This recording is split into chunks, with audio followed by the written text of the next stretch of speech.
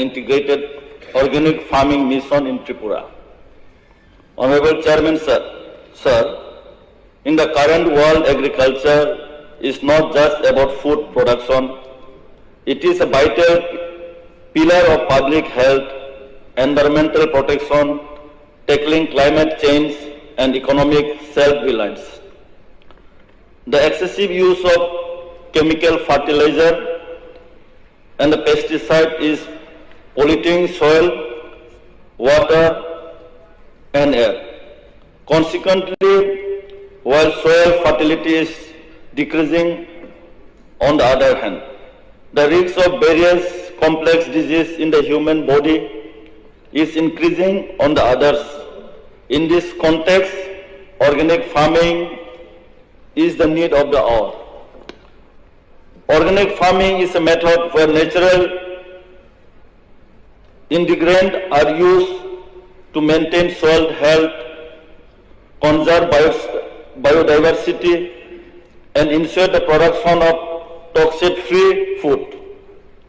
Our state of Tripura is geographically location with fertile soil, adequate rainfall, and the predominance of small and marginal farmers are highly favorable of the expansion of organic farming. Chairman, sir, Honorable Chairman, sir, Sikkim is a neighboring state in northeast India which has already earned praise from everyone as full organic state. Sikkim has proven that with well-planned policy and active participation of farmers, a state can move completely towards organic farming. Our Tripura is also capable of following the path. I am aware of that the state government has already started following this path, but this process must be taken forward on a large scale. The central government is already providing assistance in promoting organic and sustainable agriculture through the Paramparagat Krishi Vikas Yojana and the National Mission for Sustainable Agriculture. Additionally, the Mission Organic Value Chain Development of Northeastern region has been specifically formulated for the Northeast. We can reap the benefits of all these projects more organizedly if an integrated organic farming mission is formed at the state level. Objective of the mission, Honorable Chairman, sir, the global of this integrated organic farming mission should be: number one, formation of block-based organic farming cluster; number two, providing training, advice and technical assistance to farmers; number three, establishing unit at the village level for the production of organic fertilizer and organic pesticides; number four, simplifying the certification process; number five, establishing a separate marketing system .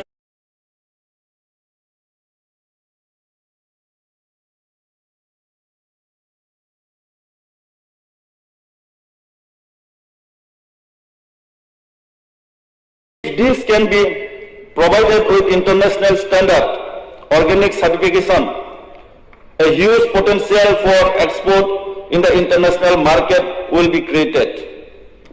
This will increase the income of farmers, strengthening the state's rural economy and open new doors for employment.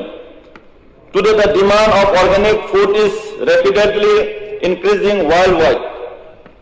In markets like European Union, the United States and Japan, the price of organic products is much higher than conventional products.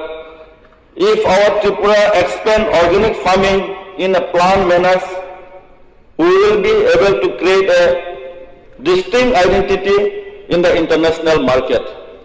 Honorable Chairman, sir, furthermore,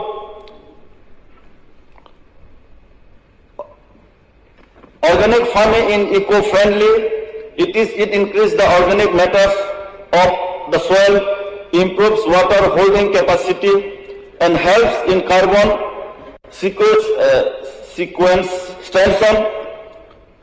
Consequently, it can play an important role in tackling the adverse effect of climate change. Honorable Speaker, sir, many self-help groups and young men and women are in our states interested in agriculture and agro-based industries today. If training, start-up support and financial assistance can be arranged focusing on organic farming, the new generation will be attracted to agriculture.